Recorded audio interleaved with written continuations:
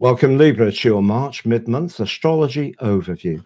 Each calendar month is not tethered to one zodiac sign. The sun travels through two, and from the middle of the month, the sun's first position reaches its final week and a time of culmination.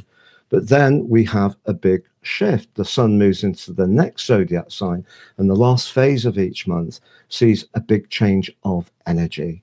I'm going to take a look at March for you, Libra, and from the perspective of your ascendant, sun, or the moon, give you a clear understanding in terms of relationships, finance, energy, and work of what you can look forward to. I'm astrologer Patrick Arundell. A very warm welcome. If you've yet to subscribe to the channel, please do so now to help it to continue to thrive. So on the screen is your adventure on the 15th. The sun is in Pisces, but for you that represents the sixth house, which is a kind of practical Virgo echo. But of course, the sign of Pisces is a water sign. It can be very empathetic, but also it has an appreciation of atmosphere. But what we do have with the sun in the third decan, it's sub-ruled by Mars, which brings a little bit more feist to the equation and perhaps more drive. But also, ironically, Mars is in occupation, and it's lying between the chatty Mercury in its retrograde and the karmic North Node. So a lot of energy beyond the sun in the sixth house. Let's just think about sixth house energy. It can be about routines, it can be about structure, details, can be about our work, and things like what we eat and drink, the amount of exercise we get, because the sixth house essentially is about virtue. But the watery energy of Pisces means it's important to be in touch with instincts when we're making decisions around those practical areas. But because on the 15th, Mars is in a conjunction with Mercury in the sixth house, the sixth house can create, with Mercury and Mars together, a bit of a brittle atmosphere and energy, and the water could create a sense of feeling drained if you are under a lot of duress, particularly around responsibilities and obligations or demands from others, principally through work. So that's the energy of Pisces, but we've got two other conjunctions that are powerful on this event. Pluto is going to continue for some years in your fifth house, urging you to really work on developing your charisma. It's not that you don't or didn't have it, it's about evolving what you did have into something more potent. And the moon being very close to that suggests that when it comes to your love life, if there is someone you're drawn to at the moment, that can create a greater emotional intensity. But the other conjunction features Neptune and Saturn. Of course, they came into an exact alliance on the 20th of February, and they're in that sector of relating, and there lies your ruler Venus. And if we go back a few days ago, of course, Venus did pass over when she arrived in Aries, both Neptune and Saturn.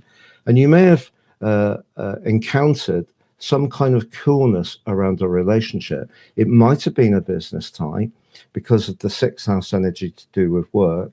It could be because of Mercury's retrograde that something has got tangled, isn't clear, and you've been having to, in some ways, defend your position. Now, Venus has moved on away from the exact conjunction and is potentially going to still bring some blessings to you around relationships through to the 30th of March before she moves on. We've also got at the top of your chart the most prominent player, Jupiter, the planet of fortune, now having ended its retrograde. So that's really hopeful around your professional work situation. But what I would say is that position of the sun over the next 5 days in the sign of Pisces is going to be linking brilliantly to Uranus. Now, Uranus may have brought opportunities, but also disruption over the last 7 years in your eighth house. It may have been complex around very close alliances because Uranus doesn't like being in Taurus, and the eighth house is about where we're deeply invested, and Uranus likes space, it likes independence. But it could have brought a lot of ingenuity to play around finance and business. And because the sun's in the practical sixth house, which can be about details, despite Mercury's best efforts to make that difficult in the watery Pisces, where it's bogged down and, of course, in retrograde. But that sun advancing towards Uranus, by the time we get to the vernal equinox, could see you get a combination of practicality and functionality working with something that's quite ingenious that could really be good for you financially. And that's really exciting. So let's just go on through to the vernal equinox. The sun moved into Aries, the start of the astrological year. So it's a huge moment for us all. But for you, the sun is in the seventh house. So it's the reverse of what it is for Aries. But what the sun does immediately is meet with Neptune for the first time in 150 years in Aries. And then it will meet with Saturn for the first time in about 28 years. So relationships can be tender and a test may come. But remember, you had that test about a week ago when Venus moved into Aries and connected with them both to begin with. So we got a repetition, but now you've got the experience of what happened then. And also on this event chart, Venus is in a beautiful conjunction with the moon. So the moon in the seventh house may not be quite as romantic or charismatic as it is in the fifth house, but in the seventh house, it is good for keeping an equilibrium, which you really appreciate. And once the sun gets past Saturn, which is going to take, if we count in about 3 degrees of orb, it's going to take about a week. So after a week, it will be 3 of these 2. And then you can start to get more clarity about the connection or the relationships that may have got bogged down. However, Mars now forges a sensational angle to Jupiter. And the other thing to reassure you about, Libra, is that Mercury comes out of its retrograde on the vernal equinox, on the spring equinox. So later on the 20th, that goes direct. And I think if something has been uncertain around your work, some kind of practical part of your situation, if you've been waiting for an appointment, for example, if there has been anything about a pet that you've had to deal with, very sixth house energy, the wateriness which can submerge the functionality of a sixth house can be resolved by the position of Mercury to the node. And even if you've gone through something quite tricky around a relationship, a professional situation, even your energy, I think a much clearer resolution is coming by the time that the sun moves into Aries. So the last phase of March can, despite the fact that Saturn and Neptune are lying in wait, bring some rewards, because that combination between Mars and Jupiter brings stamina, hard work, but also the potential for luck.